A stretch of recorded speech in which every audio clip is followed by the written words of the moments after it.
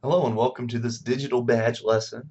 I'm Rich Murphy, and today we're going to talk about the 5 types of press releases. Of course, this information was put together by myself and one of my students, Keely Odell, and this is for Wayne State College students. All right, so today we're going to talk about the 5 different types of press releases, and specifically when and why we release these. But to begin with, I want to give a basic definition of the press release. So, what is a press release? As you can see here, it is a communication tool used to convey important, newsworthy information to a particular news outlet. Notice some basic elements of this definition. First off, it is a communication tool, right? It is used to communicate effectively to a particular news outlet. And this could be anything ranging from television news, maybe you're sending out something to bloggers, maybe you're sending something out to a traditional newspaper or traditional journalists. So the question might be why, though? Why do we want to release information? Well, there's really 5 different reasons or 5 different types of press releases. The first is what we call an announcement release. An announcement release is when you have news that you want the news to cover. Right? So maybe you're opening a new wing in your building, or you're opening a new product, or you're releasing a new product. It could be that you've hired someone new. Uh, so anything that's changing in your organization that you believe is newsworthy. The second, and what we often see a lot, is the bad news release. And a bad news release focuses on crisis. Something bad happened to one of your clients, to perhaps even to you, to your organization, anything that's bad, you want to make sure that you're releasing information.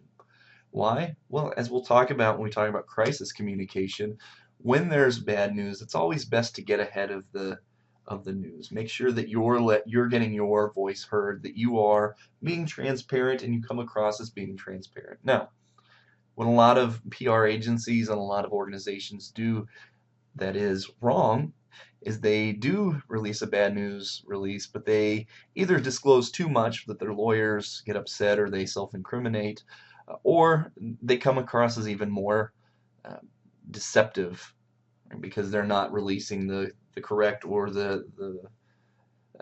the correct type of information. They're not releasing enough information for the media uh, to address particular questions. And so this can be really tricky. We're not going to focus on that in this particular badge, but we will, hopefully in the future, we'll have some badges that can actually acknowledge those.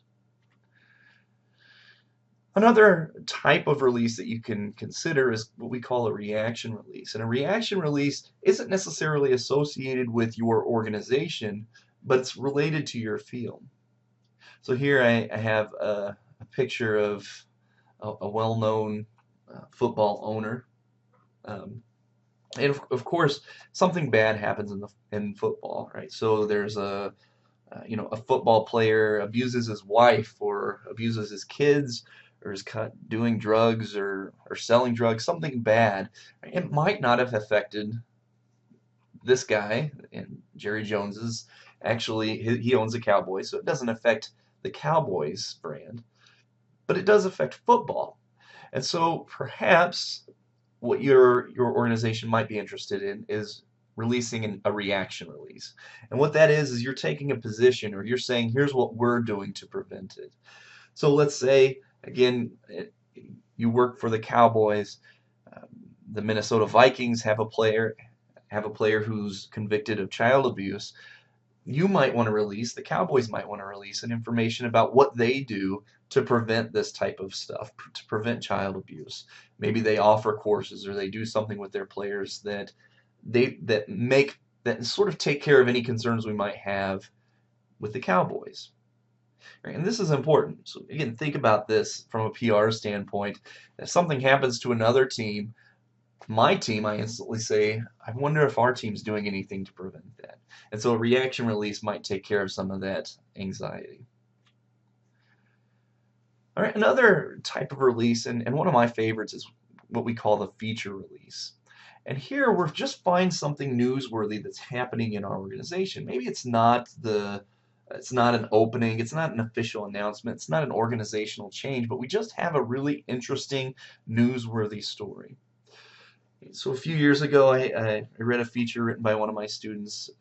She wrote an excellent feature about her, the organization's leader, who was a survivor of breast cancer. So she wrote this fantastic article about leadership, dealing, being a woman in a male-dominated field, and she talked about surviving breast cancer. And so all of that is really interesting. It was newsworthy. It was picked up by a lot of news outlets just because it has all of those newsworthy elements. And the final type of release we'll talk about today is what we call the hometown release. And this is one I picked up when I was in the military, but we often see this, we see it in college, we see it in other areas. So it might be something in your field you might be interested in, especially if you're interested in HR type of positions. So something happens in your organization locally, right? Someone gets a promotion or someone is awarded with something. It's not enough to release it to the general public. It's not enough to do it as an announcement or as a feature, but that person's hometown might be interested in it. So I grew up in a small town in Illinois, and I get promoted to associate professor.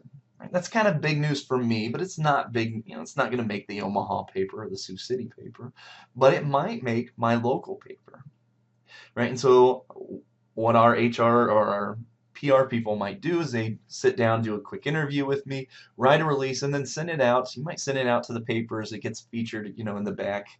It says here's local news, but it could also go to my hometown. And so my hometown, who's really interested in what I'm doing, could say, oh, look, one of our alumni was promoted. This could go also to your alumni, right? So if one of your employees went to school at Wayne State College, you might send them this release information, say, hey, one of your graduates just got promoted, and they could feature that in the Wayne State magazine that comes out every year.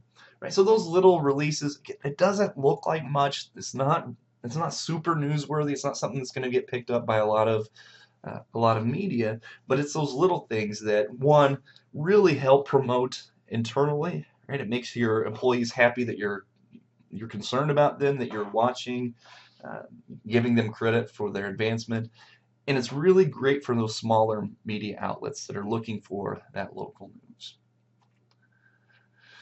All right, so to wrap things up, and I just want to talk briefly, as you start to develop your press release, I want you to think about your audience. Who are you writing for?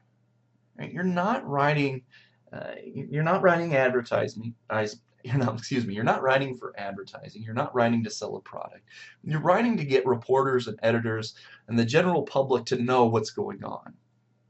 So think of it as you are a teacher and you're teaching the reporters and the editors and the general public what's going on in your organization. And so as you're writing, make sure that you're acknowledging that. And my next lesson for this badge, I'm going to talk a little bit more about that, but it's important to think about what's my goal, what type of release am I going to release, and who is my audience. All right, thank you, and hopefully you get something out of this video, and good luck on your quiz.